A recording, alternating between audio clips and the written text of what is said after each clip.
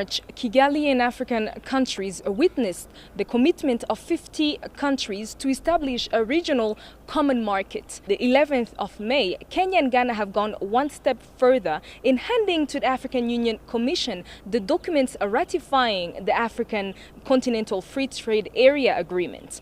Now, as African ministers of finance and economic planning are gathered here in Addis Abeba, Ethiopia, one question remains.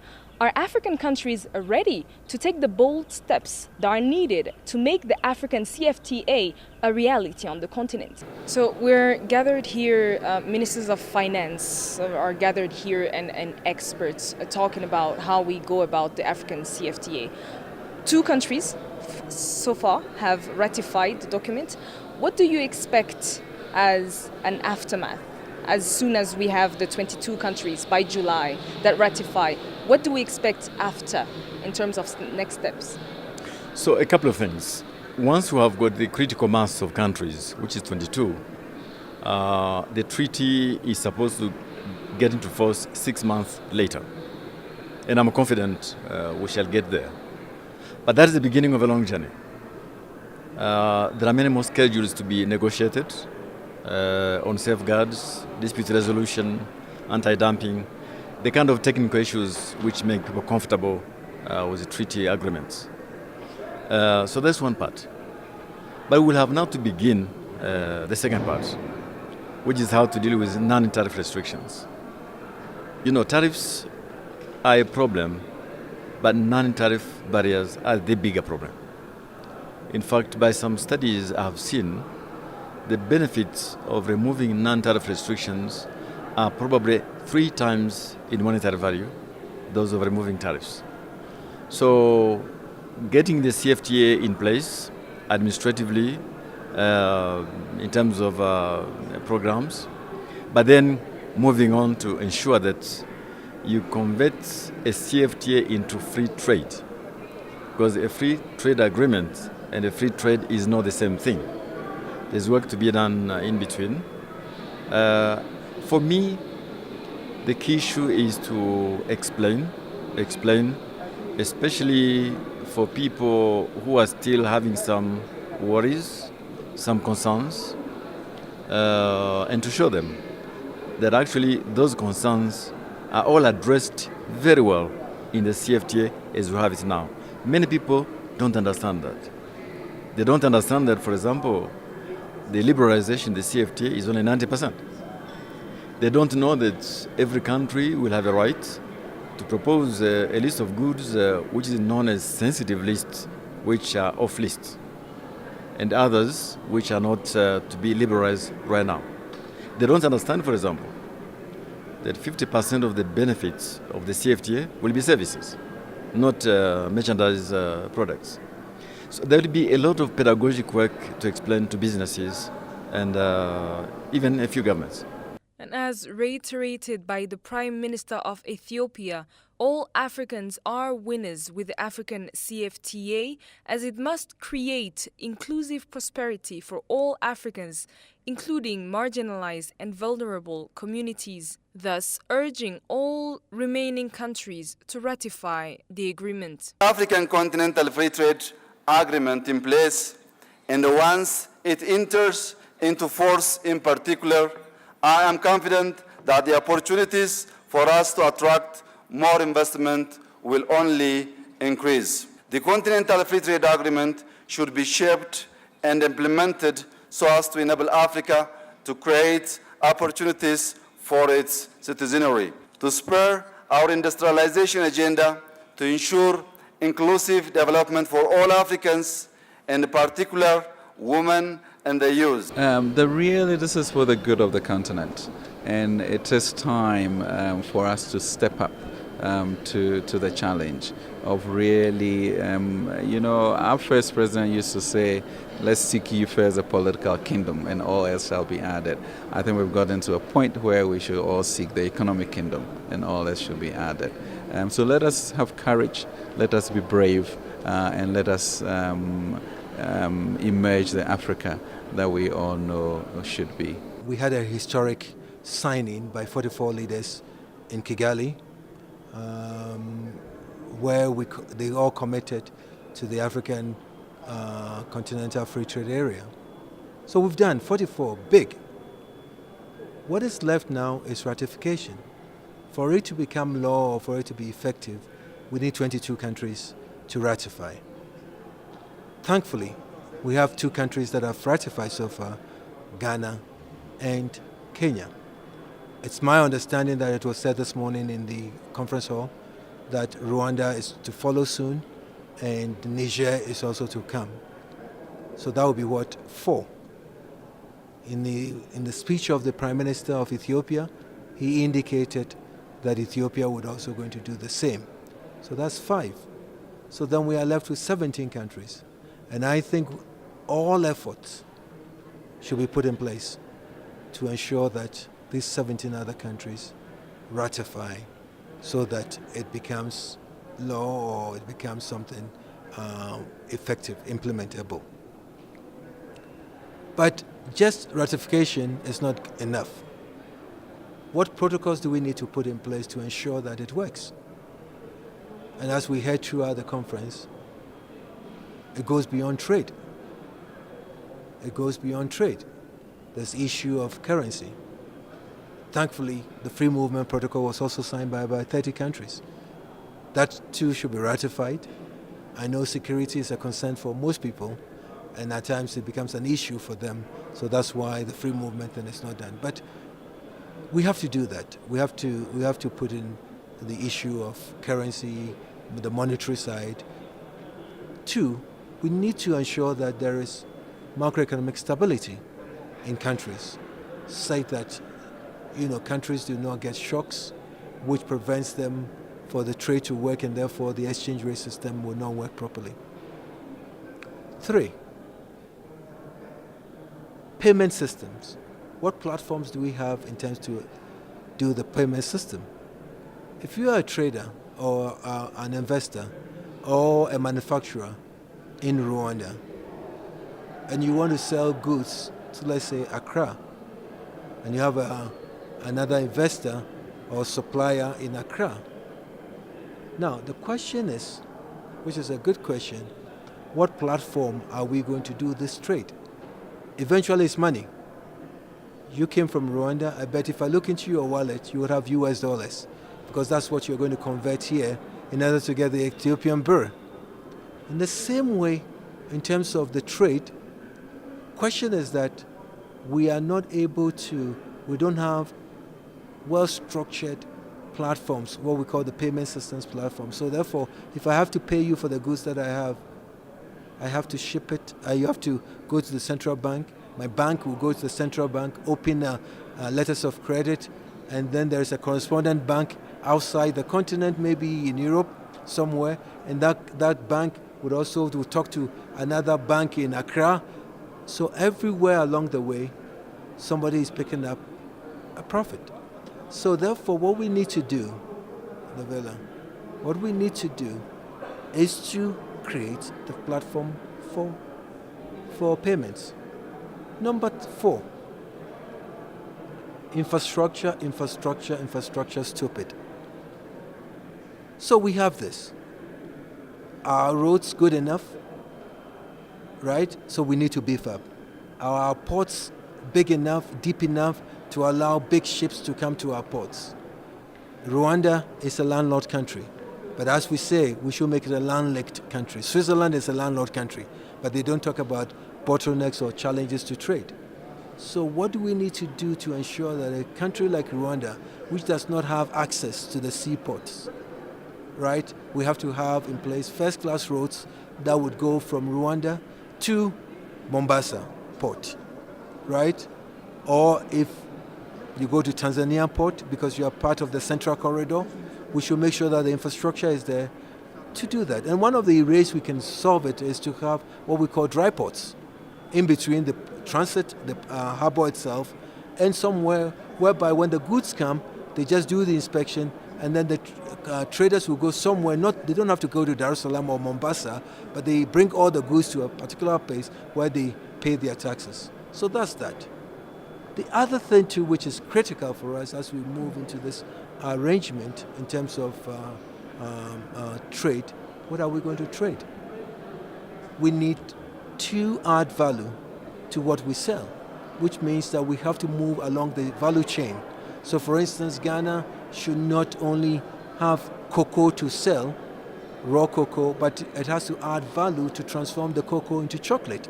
And you have a case where here that we sit, in Ethiopia, they have the finest coffee. People say that.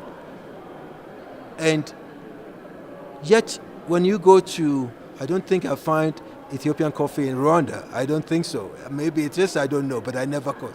But even in East Africa, it's not there. And why is that? So I always give this analogy that if I was walking on the street of New York and I went into Starbucks and I wanted a cup of Ethiopian coffee, I'll get it. Maybe around $4 or so US.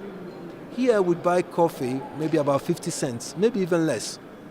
But let's take Novella, let's do the back of the envelope calculations and say that each and every day, right, we are close to 1 billion people living on the continent. Let's say 100 million drinks coffee, right? So if the net, in terms of the handling fees and all that for Ethiopia, is 25 cents per cup of coffee, right? Rwanda can sell it for 50 cents, but for Ethiopia, 25 cents. Every morning, Africa drinks coffee. What happens? Ethiopia gets $25 million. So if we begin to think innovatively, right? Your gorillas in Rwanda, if we deepen in tourism, right? And we are able to allow to visit freely Rwanda and we are taking to the gorillas and all that. Think of not only coming to see the gorillas. People who come to see the gorillas, they have to eat, right? People who have to go from the airport to see the gorillas, there has to be transportation, right? People who have to come from the airport to go and see the gorillas, they may have to spend the night, right? So all of us think of the spin-offs, right? So trade is deeper than that. So it's more than just signing. So I've given you just a few illustrations, and I think the most important thing, what you are doing is fantastic, I must say, because Africans would have to own the story. It is our story, and we need to tell the story, right? And so we need to let each and every one know what is in it. Not because President Kagame brought everybody to Kigali and they signed. Yes, it's nice, good photo ops. But we need to explain to the ordinary person in Kisangani what it means for him. We have to plan. Countries have to plan. So plan and identify the investment needed in order to produce the goods that they can trade internally. So, and to do that, we need the fiscal space, the resources government needed to finance infrastructure, to finance human capital, to finance technology, and to support private sector to invest in the areas that will benefit from the expanded African market. So basically, we have been saying that investment and economic diversification in Africa is constrained by 4 factors. 1, access to market. 2, access to finance. 3, skills. 4, technology. Now, the African CFTA provides expanded markets, and we need to do more to mobilize resources to address the other constraints, especially energy, infrastructure in general, skills, and technology. And what we have seen is that all estimates show that over the medium to long term, the agreement will provide the fiscal space for African countries to benefit from it. Overall, the net gain in terms of fiscal revenue will be about 1 to 6%. That's up to $30 billion a year will be generated. So this means that all the investment made by African countries to operationalize CFTA can be sustained. According to the experts, Africa has been slow to convert its natural resources endowment to tangible development outcomes because of weaknesses in governance. Africa now needs to better utilize its natural resources to accelerate its development. The two strategies are still valid. Resource-driven industrialization, the continuation of investing in discovering more resources, making the most of those resources, and diversifying away from the commodities. Why am I saying this? Africa in 2050 will have about 2.5 billion people. Those people need cities that are functioning, roads that are efficient, cities that are modern, civilizations that can feed themselves. All of that is resource intensive. You need steel, you need copper, you need phosphates, you need bauxite to be transformed into aluminum with a view to having the inputs for as feedstocks for your cities, for your societies that are modernized, that are functional. So that is important. So it is a question of changing the resource extraction model, which, as you know, currently is outward oriented, to a model which is more inward oriented.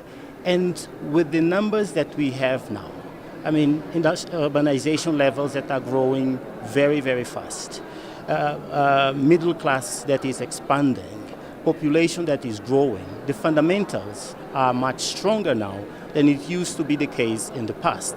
I mean, we have to remind ourselves that even from the days of Kwame Nkrumah, of our own executive sector at the Dacia, the issues about diversification, about resource-driven industrializations were current issues. The difference today is that the fundamentals are much stronger in the sense that we have what we call an inward, internal market, the platforms that can sustain very credible investments in this sector.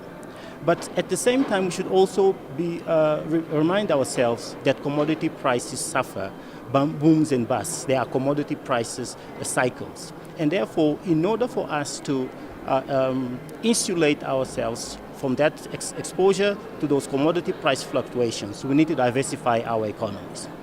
We need to improve how we manage the rents, the wealth that we create from our extractive resources with a view to investing in other areas of the economy. We need to improve the linkage between the extractive sector, which in most of our countries are still enclaves, into sectors that are very well linked with the other sectors of the economy, by linking small and medium enterprises locally with the supply chain of the extractive industry. That alone would create more jobs.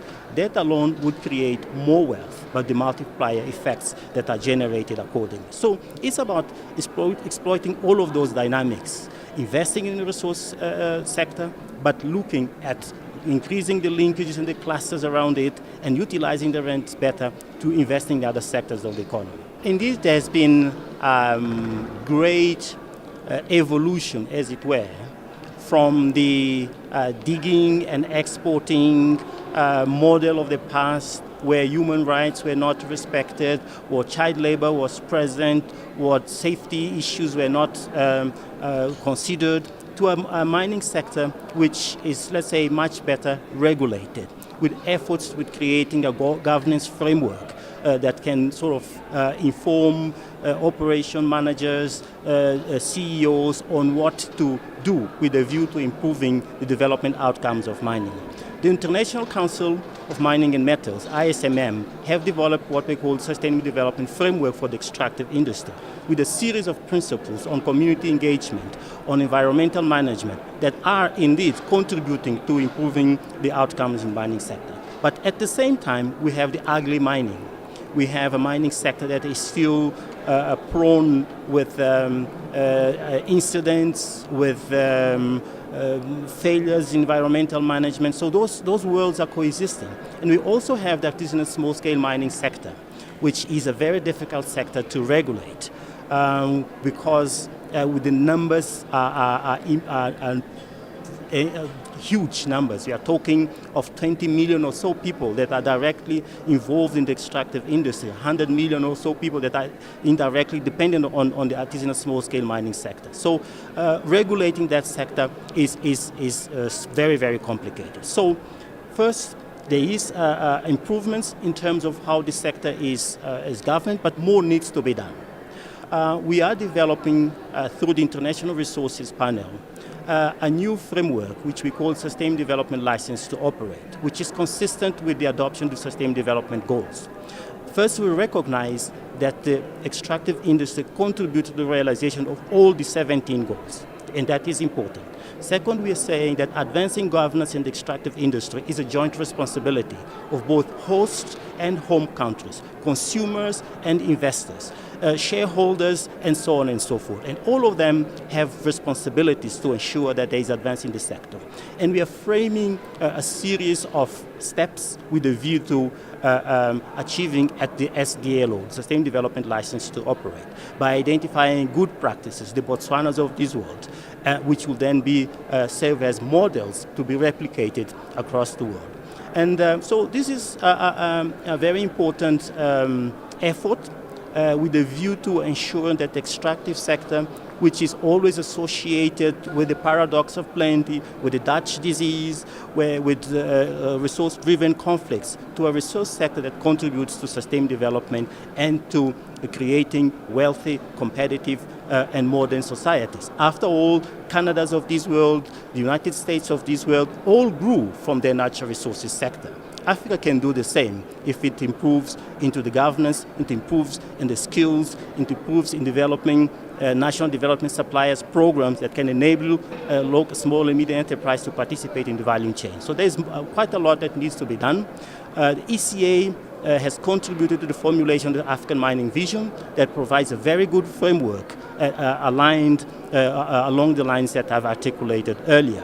There is also the African Mineral Development Center that has been established with a view to coordinating the efforts across the continent to making the most of our commodities. The extractive sector is, in general, perhaps with the exception of artisanal small-scale mining, very, very much capital intensive.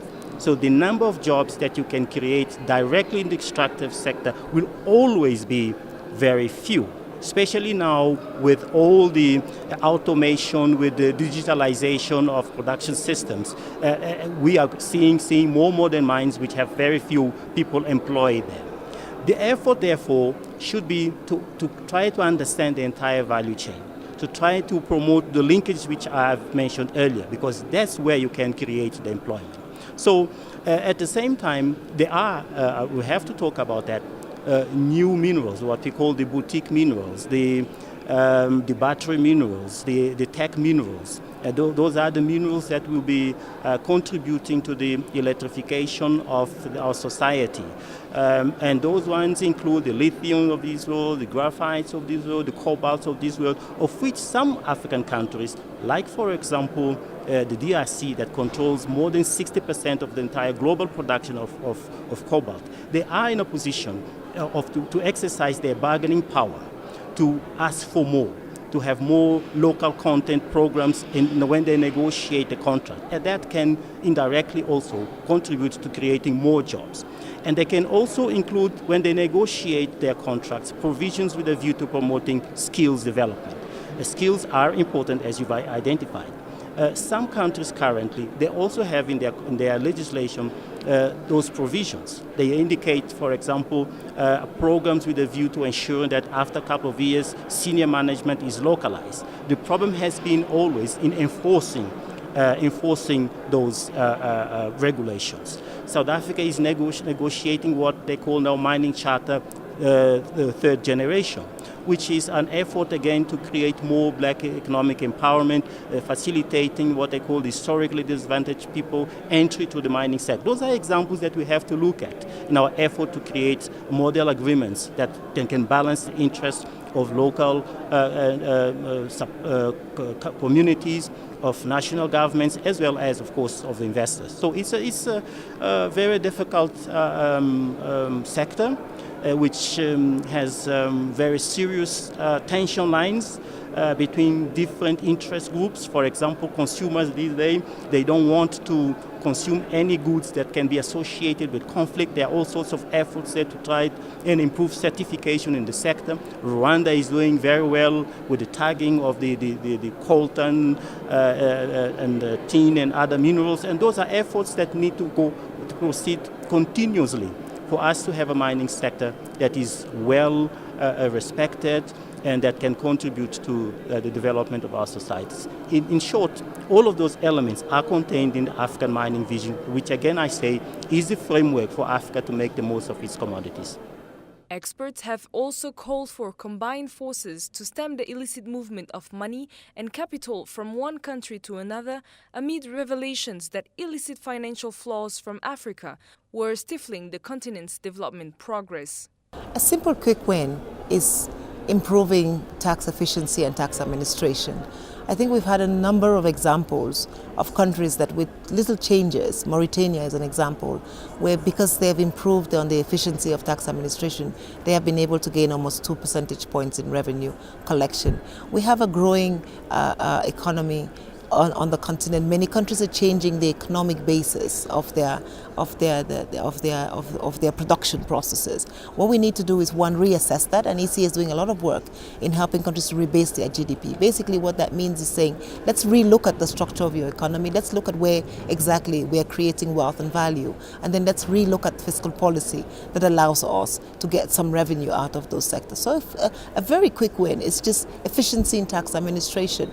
We have a lot of large companies on the continent that are not contributing their fair share to the process of growth on the continent. So one of the easiest ways is that. The second and very important one is illicit financial flows. How can we ensure that a lot of the revenues that are made by the larger corporates on the continent are not siphoned outside without appropriate payment of taxes? But that's an important point. But an even more important way is also looking at local content. We have a lot of foreign investment that comes on the continent, but a lot of the procurement processes, 6 to 7%, are done externally. So if we just imagine a $100 million investment into a mining company, it means about 6 to 7 million of the revenue that is coming out of that is going back abroad, because we are not using local production processes. We're not using our women to cook the food. We're not using our small businesses to do the laundry. We're not using our small businesses to move around the paper and the administrative work that this company needs. If we can do that, we will start creating more businesses, and by definition, getting more tax revenue. So it really comes up to looking at, I think, three things. One, it's revenue mobilization, increasing our tax administration capacities, improving the customs, and that is why we have the Ministers of Finance here this week, because we're saying for us to trade, for us to get more business onto the continent, we need you, Ministers of Finance, to help us open up, simplify the logistics processes. As we simplify the logistics processes, interestingly, we will collect more taxes and more revenue for development. And then secondly, ensuring that the agreements that we get into with our foreign businesses are balanced and are fair, and allow Africa to get its fair share of those investments. 2018 is the anti-corruption year for so many reasons, but one of the reasons why we're here is to talk about tackling illicit financial flows and prioritizing efforts to address the issue. If we're talking in terms of numbers, one of the figures that was bandied around today is about $100 billion easily leaves the African continent to more developed destinations, and it's as if we're subsidizing those countries. And of course, you have to look at it from two sides of the coin. One side is, well, we have a lot of corrupt people in Africa who are facilitating these illicit financial flows, and perhaps I should just pause here to explain that it's not only through corruption, it's also drug financing, terrorism financing, trade mispricing, transfer mispricing, and so on. But then on the other hand, you also have countries, destination countries, that accept these funds, retain them, and then refuse to return them. And this sometimes can be a problem for African countries that need those funds. And when you talk about the amount of development assistance that comes from those countries, they actually pale in comparison with the amount that we lose. So it's like we're hemorrhaging and then we're begging for some of it to come back. We can be more equipped, I think, and one of the areas we have to look at efforts that we've made in the past. For example, the high-level panel that was led by Thabo Mbeki came up with a number of recommendations, over 30 recommendations, some of which are now being implemented. A number of those recommendations would need or would basically require African countries to develop capacity in certain areas. For example, on transfer pricing, and all the tax regulations that you need to put in place to be able to support, firm regulations in those areas. But then you also need for the region to come together, perhaps at the level of the African Court of Justice and Human Rights, to try to address some of the more international barriers, particularly in terms of sanctioning international financial institutions, facilitators and intermediaries that keep on preventing us from getting these monies back. Foreign direct investment is a good thing. I mean, you do need money to come in. You need capital inflows in order to also be able to develop your economy, and also in terms of technology transfer. So it's good to be open and to encourage investment. At the same time, it needs to be done with firm regulations that address the way these foreign entities operate within our domestic context. If an African company was going to work in the West, they would operate under very strict financial and regulatory framework. And I think those are some of the things we need to also start thinking about to ensure that we apply the same standards that are in our interests as much as they do when we are on their territory. Corruption is a massive problem. And of course, yes, there are aspects of it that you tackle domestically, but there are also aspects of it that you tackle internationally. So in terms of domestic areas, you need to empower, of course, your anti-corruption agencies, your investigators and prosecutors. They need to be able to collect the best possible evidence to take to court, for these purposes. But then when the proceeds of corruption leaves your country, it creates a whole new world of problems in terms of you trying to get the evidence from other countries, also for prosecution's sake, and also trying to get them to return some of the stolen assets. So there's a need to galvanize efforts, not only domestically, regionally within the African Union level, but also internationally, maybe as far as the UN is concerned. The financing is a great thing. We do know that, thankfully, you have implemented it. I hear now a friend of mine in Rwanda sent me a receipt which shows the African Union tax, which is at 0.2%. But that is also beyond the tax we are paying. Why should we, as an African Union, depend on the EU and external partners to finance the African Union? Does it make sense to you? Does it make sense to you? It's 60 years now that we have independence. Should we still be dependent? Right? So the thing is, it goes beyond just 0.2%. It is more about ensuring that we are capable and holding our own destiny in our own hands. And you know this phrase very much. Whoever pays the piper calls the tune. So if the external partners are supporting us, then they might dictate what we should do and have influence on what we should do. But if we gather our own resources to do it, then we are in a position to do what is good for Africa. And so therefore, I think I applaud the leaders for signing it, and we thank Rwanda for bringing us all together in July 2016 to look into it, and it is positive.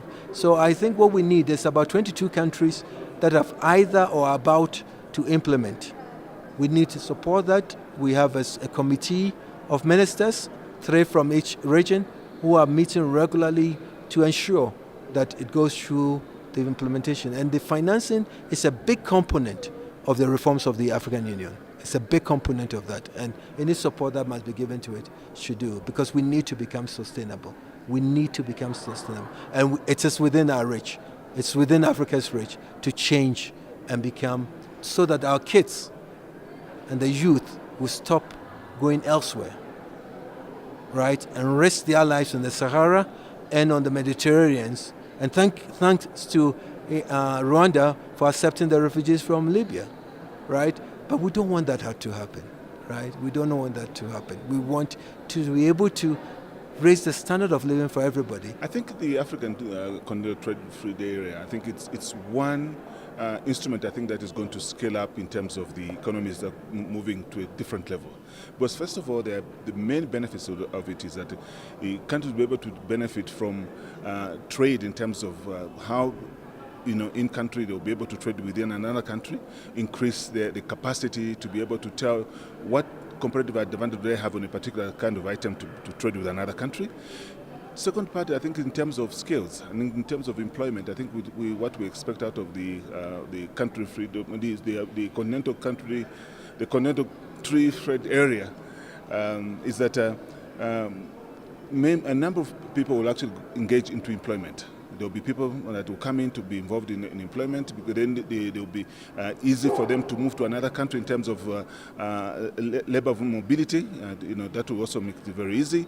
Also, what we actually expect is that the GDPs of the countries, because the economies are going to go up, it means the GDPs also are going to increase. And when the GDPs increase, it also means that the per capita GDP increases. What does that actually mean? It means that then the money that goes into the pockets of the people is also likely to go up, because then it also means that the reduction of poverty, fewer people will actually be, will be in the poverty lines, and eventually we expect that will shrink to the point that we'll see lives of people getting better and better over time, and that's really the key part.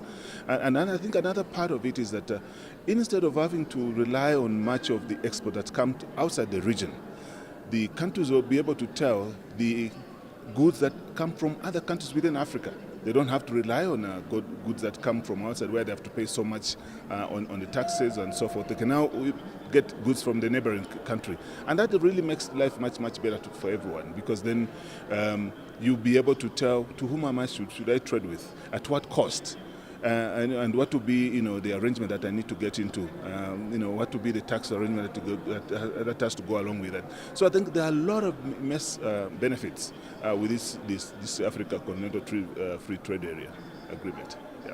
I mean, the Ghana Beyond Aid that our president talks about is about diversification, and also, the republic or the country ensuring that its care of duty to the social contract is clear, which means that we have strengthened our national health scheme. We have free senior high school education. We're making sure that the pension scheme is working. On that level, then a request that citizens should also begin to pay their way. And so the domestic revenue mobilization really consists of all of us making sure that we pay our taxes, both individual and corporate, and then stop the corruption over gas leakages that we are going forward. So it is an exciting time for us as we see ourselves being the pillar of stability in the region, and also becoming a regional hub for most of the activities that are coming forward. In addition to the opportunities for African countries, the African Continental Free Trade Agreement offers a unique opportunity to promote intra-African trade, but also boost the economic growth of the Eastern Africa sub-region. The regional economy is doing very well. Our calculations are for growth of around 6% for 2018. And if you look over the period of the last decade, effectively East Africa actually has been the fastest growing sub-region in all of Africa. That's resulted in per capita incomes across the Eastern Africa region doubling over this period. Now they're still very low. We still have a relatively poor region in terms of income per capita, but at the same time you see very significant progress. So that's one of the things that we highlight in our latest report. Let me do a bit of publicity for that, the latest report on macroeconomic and social developments in Eastern Africa. We highlight this, that there's been growing signs of prosperity in our sub-region. And you see that in the social domain as well. So, for example, in quite a number of countries, you see life expectancy increasing very significantly by about 10 years in some countries. So there's been some significant progress both in the economic field and also in the social. Should clearly have its own strategy of how it wants to benefit from the AfCFTA. Sometimes we say, this should be based on what the current comparative advantage is. Obviously, if you are industrialized or you have capacity in manufacturing, then you want to promote that. If you are an agricultural country, then you also want to promote that. If you're, producing extractives, then you want to look to see how your extractives could be an input into manufacturing, either by yourself or by other countries. So there's something in it for everyone. It depends on what entry point a country wants to use. And this is a point that we've been making, that it's a fallacy to think that this would only benefit a certain group of countries. There's something in it actually for everyone. If you look at the patterns of trade for the East African Community countries, it's clear that the East Africa Community itself is an important market for many countries, but also the intra-Africa trade is very important. It's a dynamic part of our trading relations, and I think with the Continental Free Trade Area that gives scope to push that intra-regional trade, intra-African trade agenda much further. So that would be the first thing I'd say. We were also discussing what this implies for the future of the EAC itself. Now, the EAC is quite different really from the African Continental Free Trade Area in the sense it's a very ambitious project of deep integration. So we're not just talking about trade with the EAC, it's actually establishment of a common market which moves towards monetary union and indeed political federation ultimately. So it's quite different in nature from what was signed in Kigali in March. So we think that both processes are totally compatible and that we need to continue with the EAC process as a stepping stone also towards fully integrated into the African Continental Free Trade Area. So a young person who might be thinking of even leaving, immigrating from the continent will suddenly see that, hey, I can do something new, something different, and I could try this instead of immigrating. So, there are many, many possibilities, but the projections that it will help to grow economies, expand our economies, create jobs, raise incomes, benefit women. One of the examples, of course, is we have a lot of African women, 70% I believe is the figure, involved in informal cross-border trade without proper procedures at border crossings to facilitate their trade. We have evidence of harassment and things like this. By having clear, transparent rules, all that will diminish, and we'll begin to see even greater flourishing of that kind of activity across the borders. In our report, we point to the fact that manufacturing as a share of GDP has been relatively stagnant and even declining in some countries in our sub-region. So clearly it's of some concern. Another slight concern for the EAC is the size of our firms are relatively small by African standards. So we don't have many large companies which can compete present on a continental level. But I think that needs to be part of this, our ambitions actually.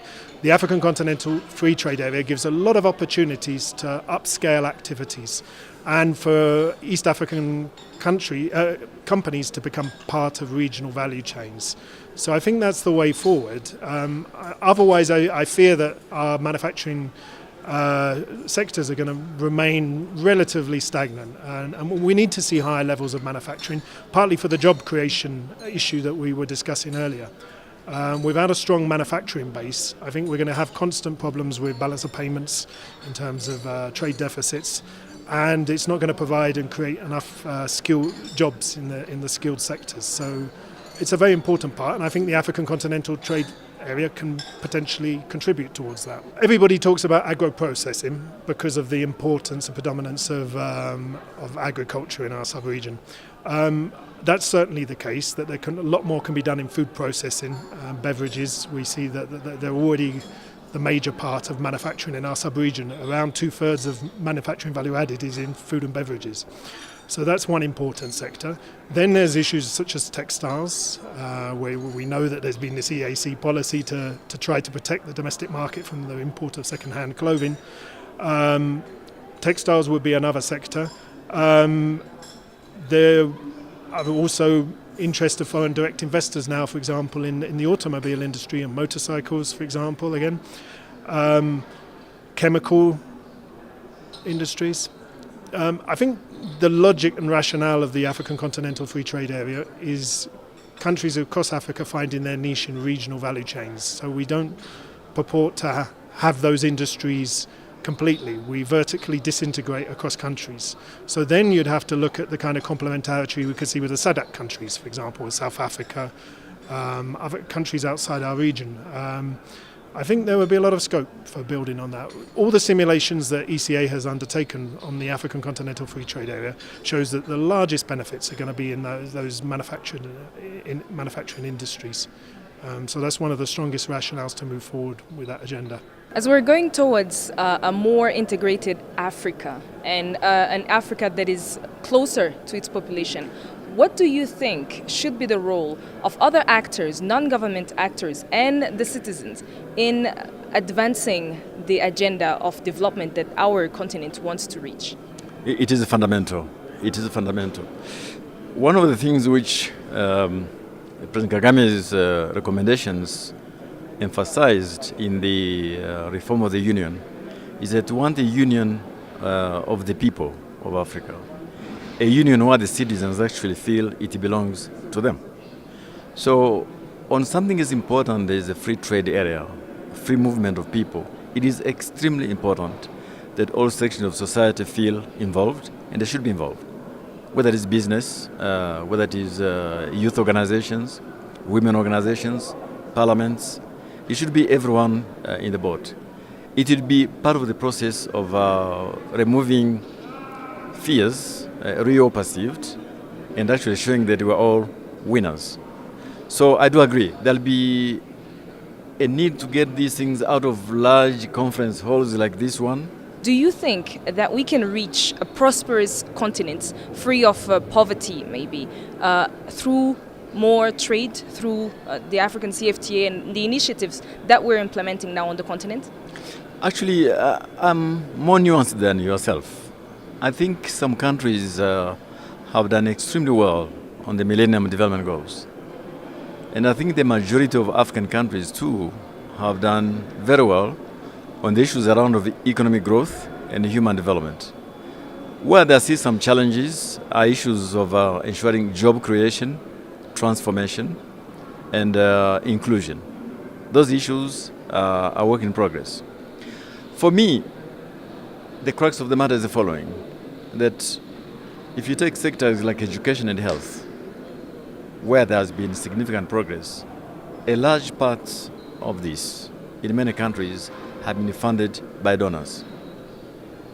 So then there's the issue of fiscal sustainability. As population increase, can we sustain this? Do we have the fiscal space to do that? The answer is no. However, by coming together in the CFTA, we expand the space, the depth, the diversity of our markets, create more jobs. Then have got the means, the fiscal space, to fund those programs.